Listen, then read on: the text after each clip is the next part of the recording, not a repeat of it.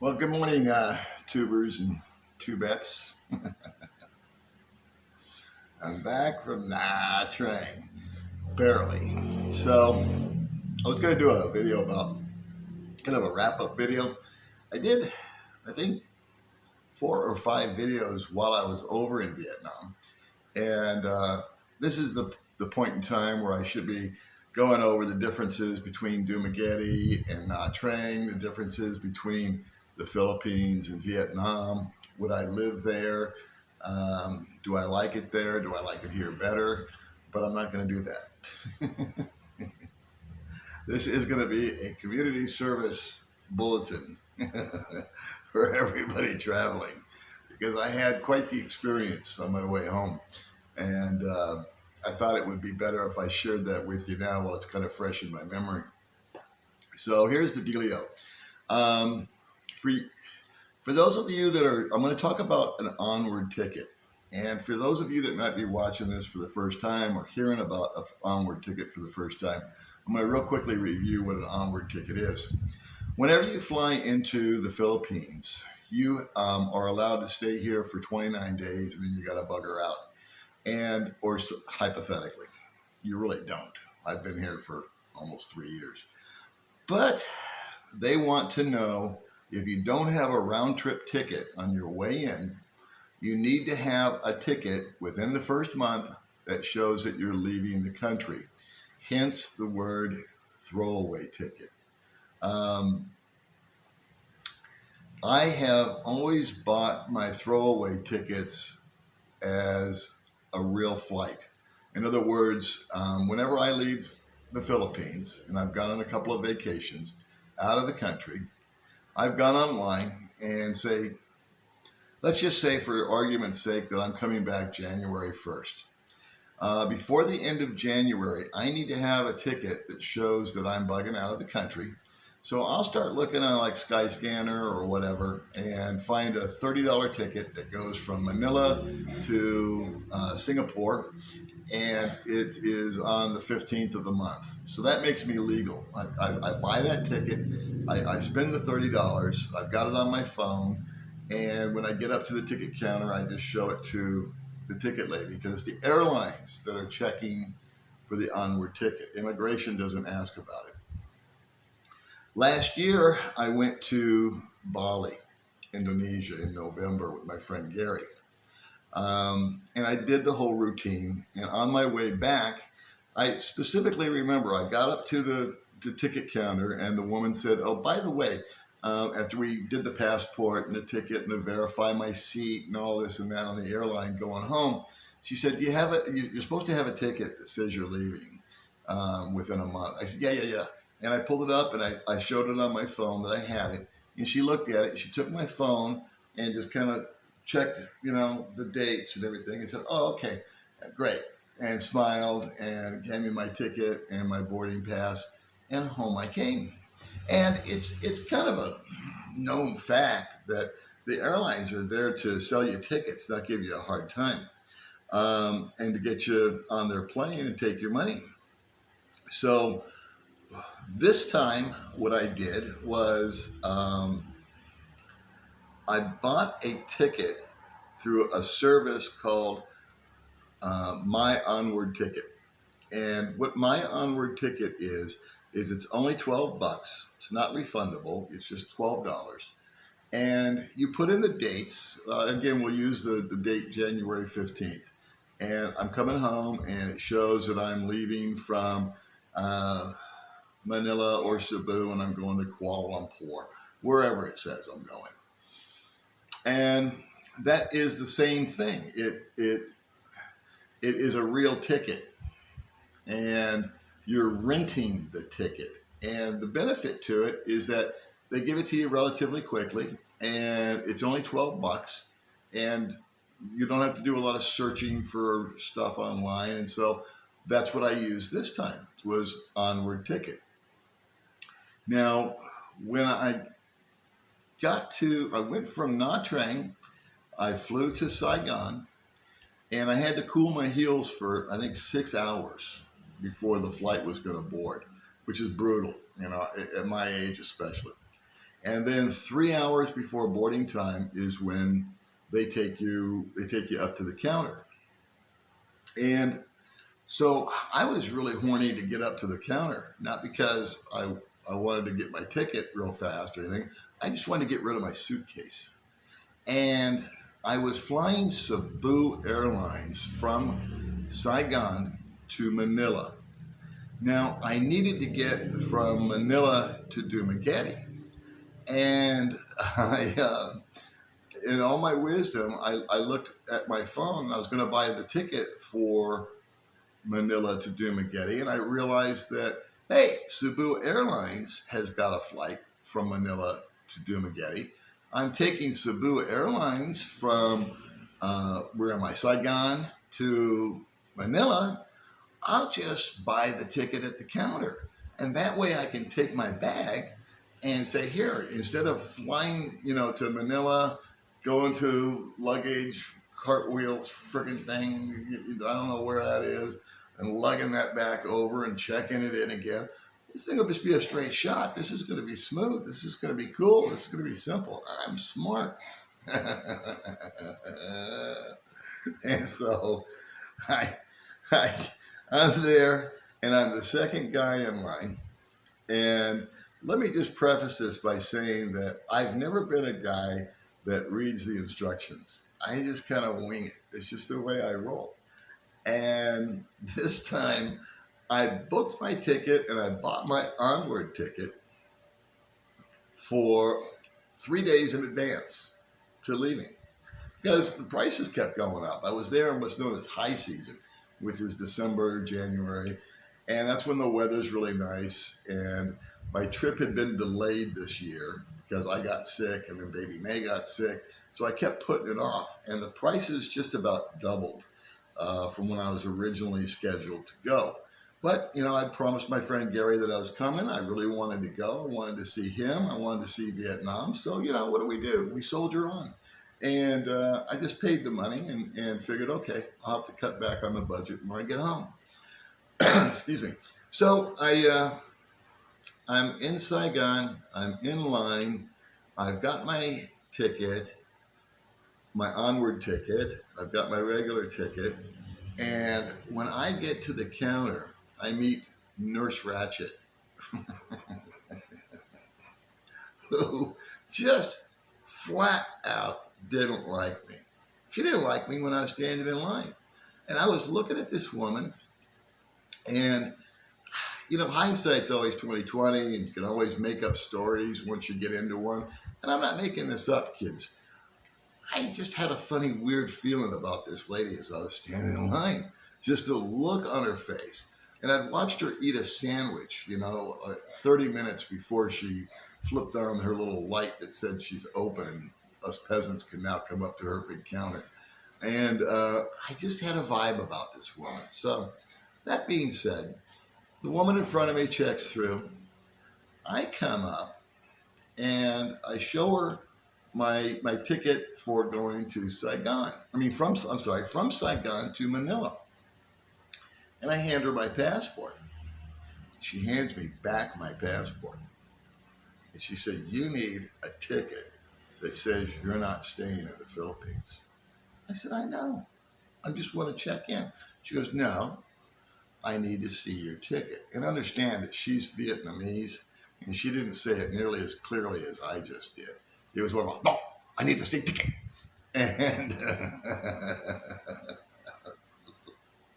I'm like, and dude, I am so tired. I've been hanging out for 7 hours, chain smoking, and lugging this freaking luggage around this stupid Saigon airport. And so I'm like, oh, okay, fine. So I pull up my phone and I show her my little onward ticket, and she takes the phone away from me and she goes, no. And I go, what do you mean, no? It's a ticket. It's going to wherever it was going. And she hands it to another guy on my phone. And he gets on a freaking computer and says, no, cancel. I bought it 3 days ago. Guess what, boys and girls? When you buy an onward ticket from this company called My Onward Ticket, you have to use it within 48 hours because that's what they do. They cancel it after 48 hours to get their money back and make your $12. So this lady tells me, that's no good. Get out of the line. You need to show us a ticket that works. And I felt my blood going like this. And now, and I'm looking, and there's a full plane boarding before me. I mean, getting on behind me, boarding the plane. In other words, I get out of this line.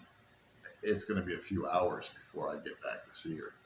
And she literally she had already given me back my passport. She just went like this to the next person and had them come over. So I got a limp over, and I'm like, well, now what? What do I do? And I'm doubting this Onward ticket because it was my first time having used it. I'd always bought a $30 ticket, $40 ticket. So I said, well, screw this Onward thing because it hadn't registered with me yet. What happened? I thought I'd been duped by this website. And I go back on oldfaithfultrip.com, and I think I buy a ticket for like $58 to get out of the country. It's just like, I got to do this. So I do it. And I buy this friggin' ticket. And it's pending. And I'm thinking, well, that's cool. She'll see that I bought it, you know. So I go back and I stand off to the side, and she sees me and she waves me back over. In other words, I don't have to wait for the entire entourage to get on the plane first. And I show her. They said, look, I just bought a ticket. I'm going to. She goes, where are you going? And I said, I don't know. Because I really didn't. I was just flustered, man. I forgot. I think I was going to like Singapore or Taiwan or wherever. But by the time I bought it and I got this and I'm trying to, all these thoughts are going through my mind. I said, I don't know. It's right here. She goes, no, it's not. You need. She goes, that's not a ticket. I need a flight number. I need to see a real ticket out of the line. Wow. I go back, and you know what it's like, man. I mean, I don't know. You know, I'm 65 next month, and my computer skills are limited at best. And so I'm dicking around with this thing, and I'm waiting for trip.com to give me my ticket. And then I start again, like I told you, I don't ever do this. I started reading the fine print, and it said, yeah, we'll get this to you within 24 to 48 hours. I said, oh my God, I'm down to like 90 minutes because I've been dinking around. This 3-hour boarding time, I was second in line. I was all prompt and ready, and I was thinking I'd be having a coffee by now. But no, I'm over here sitting on a planter trying to get online. And I go, what do I do? So I go back to my Onward ticket website and I buy another ticket. And it only took me about 8 or 9 times to get back onto Onward ticket because like my thumbs kept hitting the wrong thing and it would go back. And it's cool as can be in there, but I'm just like sweating. And here's the thought that went through my head. I was all stressed out. I was all worried. And all of a sudden I just relaxed. It was a Wednesday and my Social Security check had just hit the bank. And I'd been overspending. I think I mentioned I paid a lot more for the tickets. I spent a lot more in Nha Trang than I had planned on. The flight home was more expensive. They were banging me for luggage at each stop, which they hadn't done on the way out or any other trip. So the money gods were against me this time coming home. And I just resigned myself to the fact. But I always worst case scenario things. And sitting there as I felt myself getting all tweaked, I said, what's the worst case scenario here? I mean, for a while there, I was thinking, I'm just going to be stuck in Saigon. What am I going to do? I'm just going to be sleeping at this airport? I said, no. Worst case scenario is I go up to Nurse Ratchet and I tell her, cancel my friggin' ticket. And give me back my money. And I know that's going to be a fist fight. And maybe she won't even do it.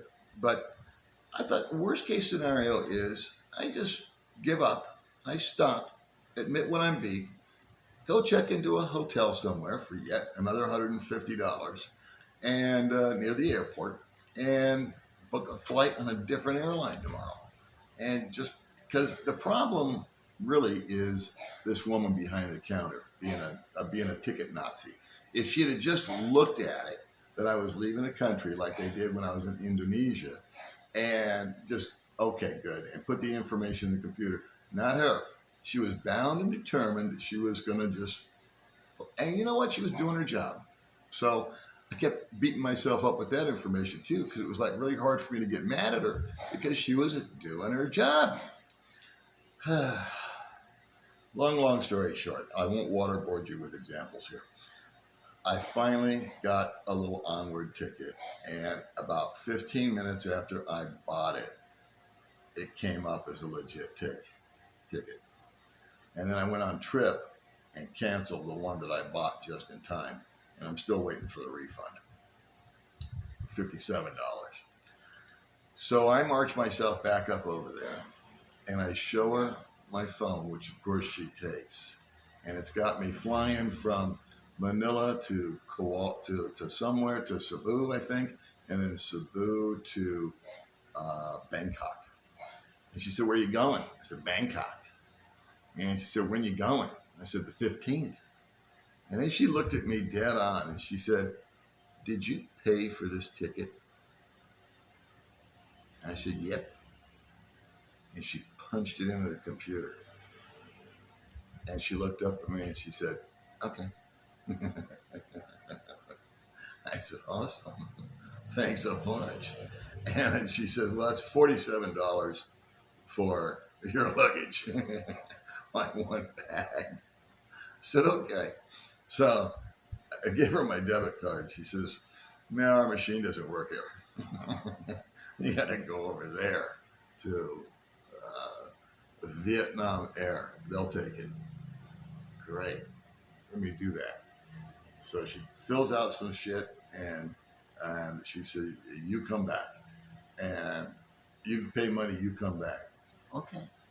So, because I'd spent all my dong, if you will. That's another story, actually, at another airport, which I won't get into. I go over, I paid the $47, I put it on my debit card, I come back. I've got cash in my wallet, but it's not Vietnamese, they won't take it, blah, blah, blah. I got to put it on the friggin' card, which is what I wanted to do anyway. So I do that, I come back, finally she takes that, she puts the thingamajig on my luggage, and I said, whoa. I says, "Now, you're Cebu Airlines." I said, "When I get to Manila, I want to fly to Dumaguete. Can you sell me the ticket and just send my bag all the way through?" She goes, "No, you have to do that online."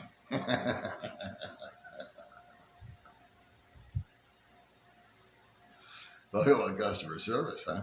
So here's the bottom line.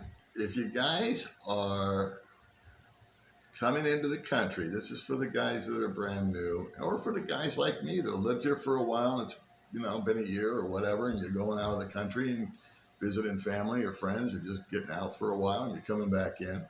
On the Onward Ticket deal. Onward Ticket is a great little website. It's only $12, but it's only good for 48 hours.